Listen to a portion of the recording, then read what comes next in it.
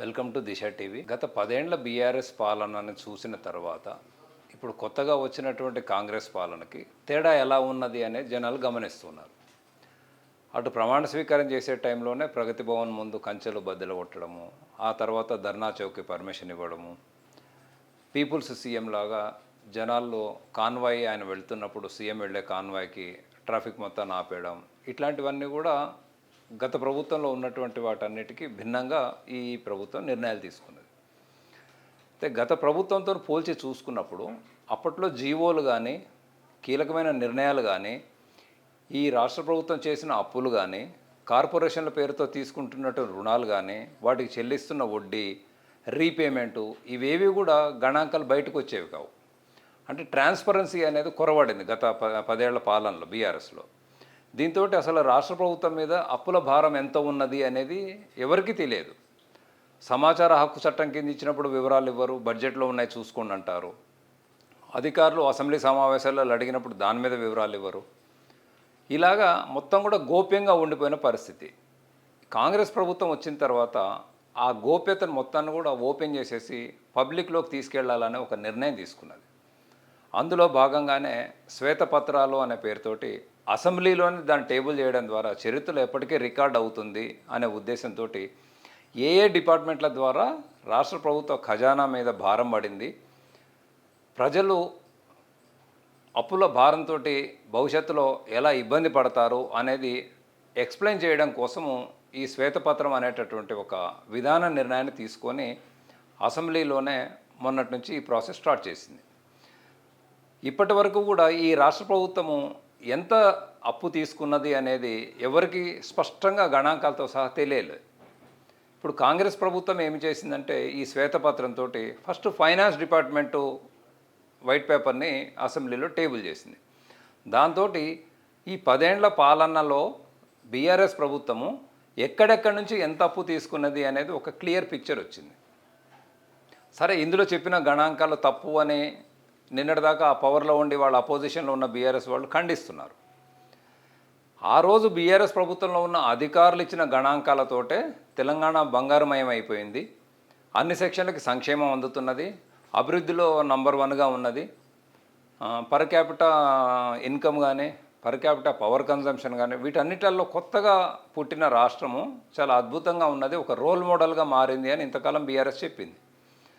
వీటి వెనుక వాస్తవం ఏంటిది అనేది ప్రజలకు ఎక్స్ప్లెయిన్ చేయడం కోసం ఈ వైట్ పేపర్ పాలసీ అనేది కొంత దోహదపడిందని చెప్పుకోవచ్చు.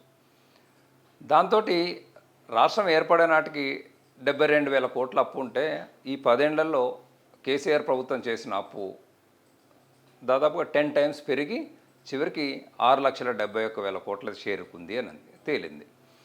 అంటే ఆ రోజు బీఆర్ఎస్ ప్రభుత్వంలో ఏ అధికారులు గణాంకాలు ఇచ్చి బంగారు తెలంగాణ మారింది అని క్లెయిమ్ చేసుకునే పరిస్థితికి ఈ గణాంకాలు దోహదపడ్డాయో, ఇప్పుడు కాంగ్రెస్ ప్రభుత్వంలో కూడా అవే గణాంకాలతోటి అప్పుల కుప్పగా ఎట్లా మారిపోయింది రాష్ట్రము, ఎక్కడెక్కడి నుంచి ఏ స్థాయిలో అప్పులు తీసుకున్నారు అనేది జనాలకు ఒక పిక్చర్ వచ్చింది. అట్లానే ఏ కార్పొరేషన్ ద్వారా ఎంత అప్పు తీసుకున్నారు, చివరికి ఎంత నష్టాల్లో ఉన్నది, ఎంత ఊబిలోకి కూరుకుపోయింది అనేది కూడా సివిల్ సప్లైస్ కానీ ఇరిగేషన్ డిపార్ట్మెంట్ కానీ పవర్ డిపార్ట్మెంట్ కానీ ఇలా ఒక్కొక్క డిపార్ట్మెంట్ తరపున ఎంతెంత భారం ఉన్నది అనేది ఆ వైట్ పేపర్ ద్వారా జనాలకి కాంగ్రెస్ గవర్నమెంట్ ఎక్స్ప్లెయిన్ చేయగలిగింది. సరే, ఈ గణాంకాలు అటు బీఆర్ఎస్ ప్రభుత్వానికి ప్రామాణికం, ఇప్పుడు కాంగ్రెస్ ప్రభుత్వానికి కూడా అవే గణాంకాలు ప్రామాణికం. ఇంటర్ప్రిటేషన్ ఎవరికి తగ్గట్టుగా వాళ్ళు చేసుకుంటున్నారు. సో ఈ వైట్ పేపర్ పెట్టిన తర్వాత అసెంబ్లీలో కాంగ్రెస్ వర్సెస్ బీఆర్ఎస్ సభ్యుల మధ్య వాదనలు ఎలా ఉన్నా ప్రజలకు మాత్రం ఒక ఫ్యాక్ట్ తేలింది. ఏమంటే ఎంత అప్పు ఉన్నది, ఎంత వడ్డీ కట్టాల్సి వస్తున్నది, ఈ 10 ఏళ్లలో జరిగింది నిర్వాకమా, అభివృద్ధా, అరాచకమా, ఇంకేంటిది అనేది ప్రజలు ఒక కంక్లూజన్కి రావడానికి దోహదపడింది. ఇవాళ విద్యుత్ రంగానికి సంబంధించినటువంటి వైట్ పేపర్ని అసెంబ్లీలో టేబుల్ చేసింది గవర్నమెంట్. దీంతో డిస్కమ్లకి ఎంత అప్పుల భారం ఉన్నది, విద్యుత్ ఉత్పత్తి చేసే జెన్కో మీద ఎంత ఉన్నది, సప్లై చేసేటటువంటి ట్రాన్స్కో సంస్థ మీద ఎంత ఉన్నది, ఒక్కొక్కటి అన్ని వివరంగా బయటకు వచ్చినాయి. దీంతో చివరికి ఈ అధికార విపక్ష సభ్యుల మధ్య ఆర్గ్యుమెంట్లతోటి ప్రభుత్వం ఒక కంక్లూజన్కి వచ్చింది.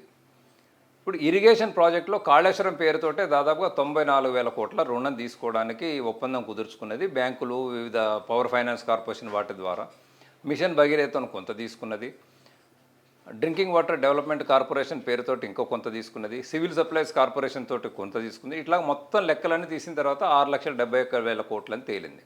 ఇవి ఎప్పటికల్లా కట్టాలి, దీని మీద వడ్డీ భారం ఎంత ఉన్నది, ఇవన్నీ కూడా ఆ వైట్ పేపర్లో ఉన్నాయి. ఈ చర్చ జరిగే టైంలోనే కాళేశ్వరం మొదటి నుంచి కూడా అవినీతిమయమైంది, ఏటీఎంలా మారింది అని కాంగ్రెస్, బీజేపీ ఎన్నికల ప్రచారం టైంలో చాలా కామెంట్లు చేశారు.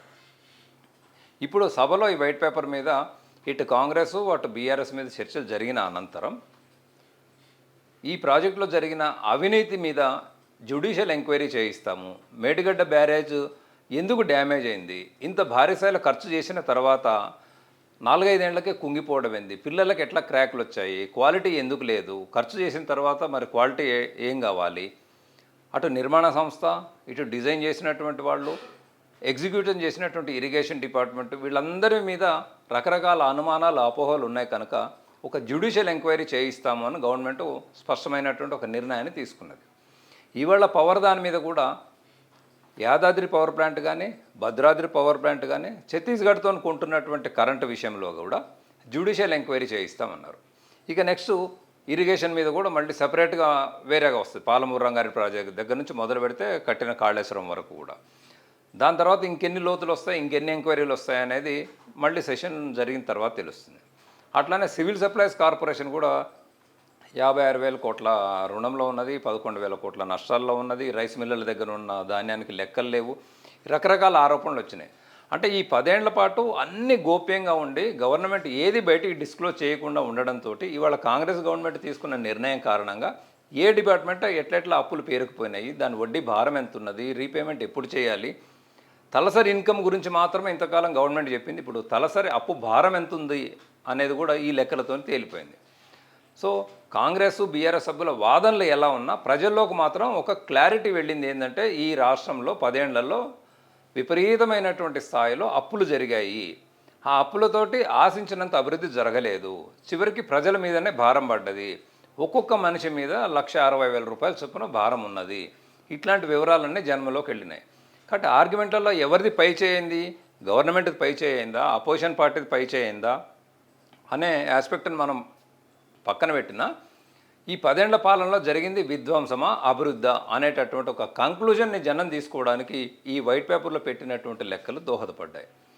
సో ఇవాళ ట్రాన్స్పరెన్సీగా ఉండాలి అనే ఉద్దేశంతో గత ప్రభుత్వంలో లేనిదాన్ని మనం ఎస్టాబ్లిష్ చేయాలనే దానికోసం కాంగ్రెస్ తీసుకున్న నిర్ణయము ఇకపైన కూడా ఇలానే కంటిన్యూ అవుతుందా, భవిష్యత్తు మంచిగా ఉండడం కోసం మేము ఇది వాస్తవాన్ని ప్రజల దగ్గరికి తీసుకెళ్తున్నాము అని చాలా డెమోక్రటిక్గా చెప్పినటువంటి కాంగ్రెస్ ఇకపైన కూడా ఇలానే ఉంటుందా, లేకపోతే గత ప్రభుత్వం చేసినట్టుగా ముందు ముందు కొంచెం గోప్యత ఉంచడము, ట్రాన్స్పరెన్సీని తగ్గించడము ఇలాంటిది ఉంటుందా అనే దానికి కాలమే సమాధానం చెప్తుంది. కానీ ఇప్పటి వరకు ఈ వైట్ పేపర్లు ప్రజెంట్ చేయడం ద్వారా, ఆ నిర్ణయం తీసుకోవడం ద్వారా, సభలో జరిగిన చర్చల ద్వారా ప్రజలకు మాత్రం 10 ఏళ్ల పాలనలో బీఆర్ఎస్ ఏం చేసింది అనేటటువంటిది మాత్రం ఒకటి క్లియర్గా వెళ్ళింది. దాంతో సంక్షేమ మాటన జరిగినటువంటి అప్పుల భారం ఏ స్థాయిలో ఉన్నది, ఏవి బయటికి రాకుండా ఇంతకాలం తొక్కిపెట్టినవన్నీ ఒక్కసారి బయటికి రావడంతో అది బంగారు తెలంగాణ మారిందా లేక అప్పుల తెలంగాణగా మారిందా అనేటటువంటి ఒక స్పష్టమైన అభిప్రాయానికి ప్రజలు రావడానికి ఈ వైట్ పేపర్లు టేబుల్ చేసేటటువంటి ట్రెడిషను ఒక దారి చూపిందని అనుకోవచ్చు.